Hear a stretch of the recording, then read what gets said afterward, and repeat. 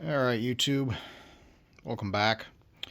If you were here for the first installment of this video, I'm replacing the heater core in my 2005 Jeep Wrangler. This one happens to be an LJ, but I think it'd be the same for a TJ or an LJ. The first video that I made was just disassembly. It took me about 2.5 hours, 2 hours and 45 minutes, something like that. Take it all apart and get the HVAC box out. Get these rascals removed. I am going ahead and replacing the AC evaporator at the same time as I'm doing the heater core. Heater core was why we are on this little journey, because it's been leaking ever since I got this truck about a year ago. So at this point I've got new heater core and new evaporator both installed. New evaporator came with this weather stripping. This is a Rock Auto purchase. I like the little wrap that was on the old one better. It just kind of snaps around there. It seems like it would do a little better job sealing things up. So I just pulled it off the old one and put it back on. New heater core did come with a strip of weather stripping that I had to install. I don't know if that's right, but that's how it's going to be. And got everything put back together. If you watched the first video, you know that I had a couple of screws here that broke off. I went ahead and removed those with a welder and just weld a washer or a nut or whatever to the top of them. Clean the top of the screw up real good, get the rust off of it, weld something to it and spin it out. You do lose a little plastic doing it that way. You can tell it's a little melted, but I'll smooth this out enough so that everything mates back up like it should. And in my opinion, it's better to lose a little plastic there and be able to put a larger screw in it than it is to not have anything. So that's kind of where we're at. I'm going to go ahead and put about 20 screws back in this thing, fasten it all back together, and we'll start reassembling. Alright, quick progress update. I don't know what the best thing to use would be to restick that seal on there. I've got some 3M emblem adhesive here. I'm going to use it. I imagine there's probably a better way to glue that back on. I think this will work just fine. The reality is, once this thing's bolted in, it's sandwiched between here and the firewall anyway, so it's not like it's going anywhere. You basically just need something on there to kind of hold it in place until you get the heater box in place. So that's what I'm going to do. Also threaded these last couple studs back in. These have got like a little foam seal of some sort on them. I just put a piece of water hog on these. Again, I don't think it matters much. Maybe I'll take those off and use a little piece of weather stripping just to kind of keep things sealed up tight. The vacuum hose that I broke off, apparently it just sticks into the end of this fitting. There's not actually, it doesn't go all the way through. So I'm going to go ahead and install it how it is. I'm going to see if I can shove that, what's left of that little piece up inside there. If not, I can splice it.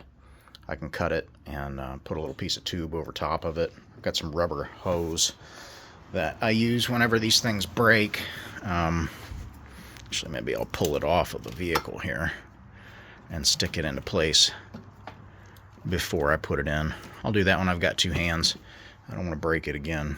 So we'll go ahead and put that in place, and then I'm going to go ahead and I guess go back into the car with it. One thing that surprised me just a little bit, I took these clamps off of here to push this thing through and to kind of make room so I can put this boot on, and a bunch of gas escaped from in here. They must fill these things with dry nitrogen or something when they ship them. So kind of surprised me, but I guess makes sense in a way. So yeah, like I said, I'm moving along here. I'm going to go ahead and keep rolling here. We'll see if we can get this thing back together today. Alright guys, a little more progress made here. Got everything under the hood here kind of taken care of. I've got the new accumulator in.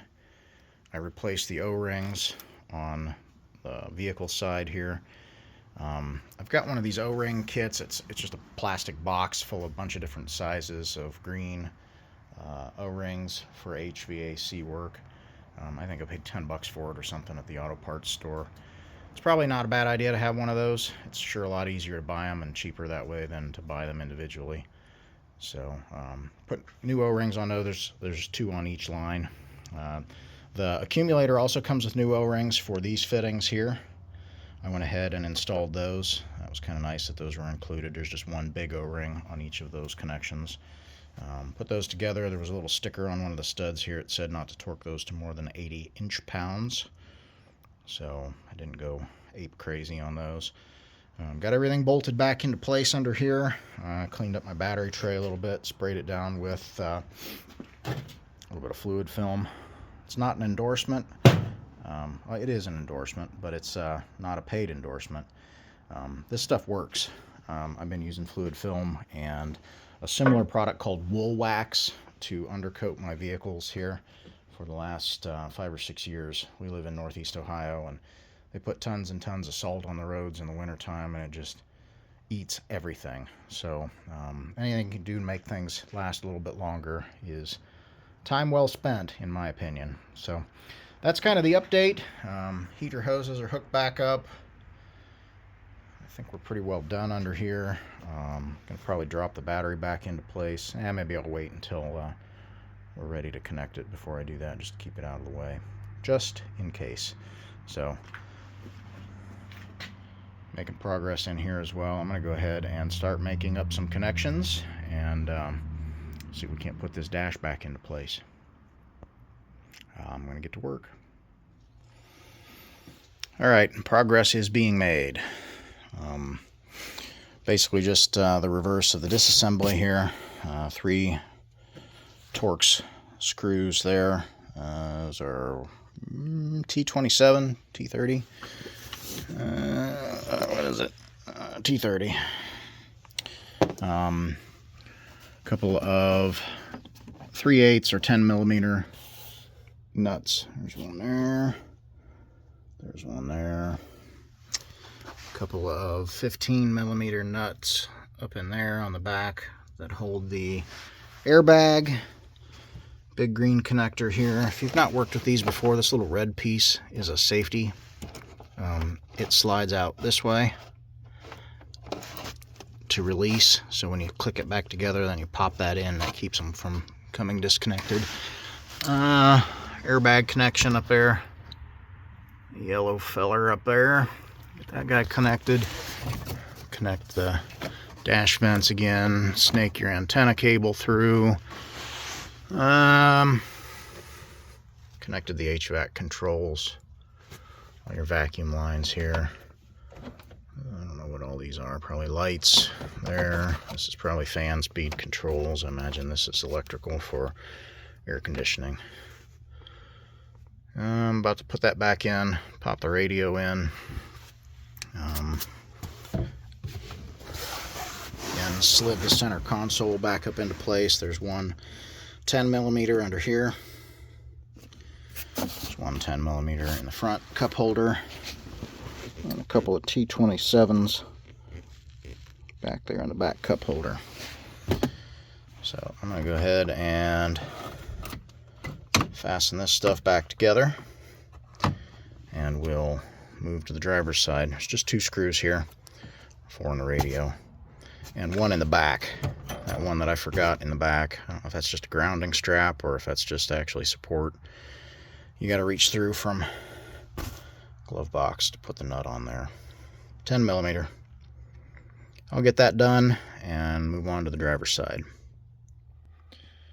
Alright, well, we're making progress again.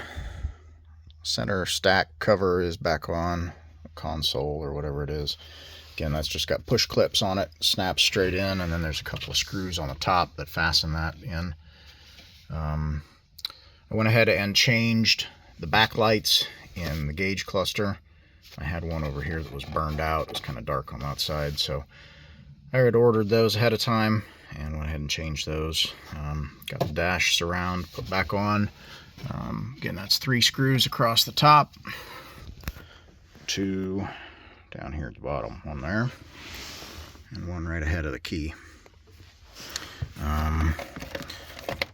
Loop popped out when I was monkeying around here. I'll slip that guy back in there later. Aside from that, we're getting real close. Locating these screws along the top can be a little bit cumbersome.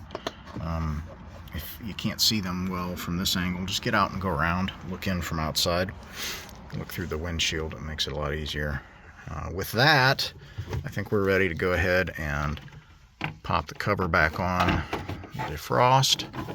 Again, that just snaps in.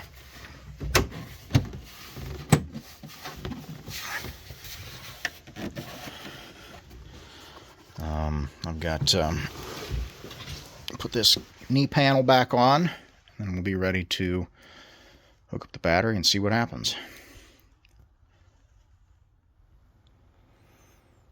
Alright, well, I think we've got everything back together.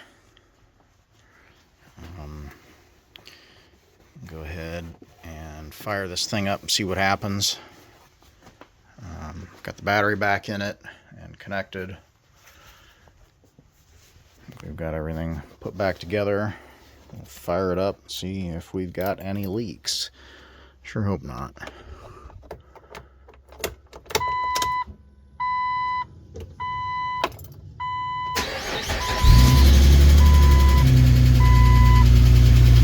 That's a job for another day. I've got a lifter that loses its adjustment every once in a while.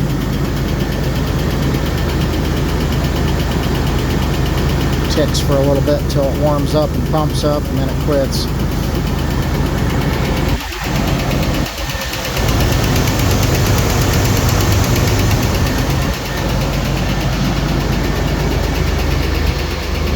I don't see any leaks, which is a good thing.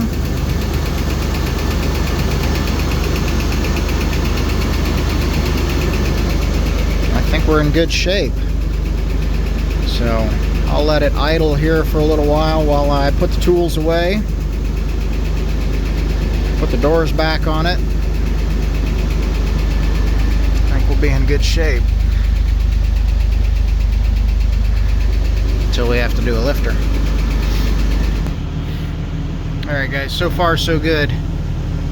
Everything looks good. Definitely got hot heat and no leaks. So I think we're in good shape. I'm gonna say total time to do this job was just a little under 6 hours. Something like 5.5, 6 hours.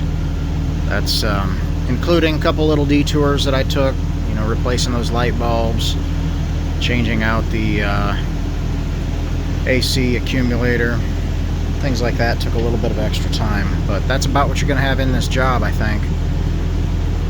If you can get it down to 5, you're a mighty good wrench. So I think that's it. Thanks for watching.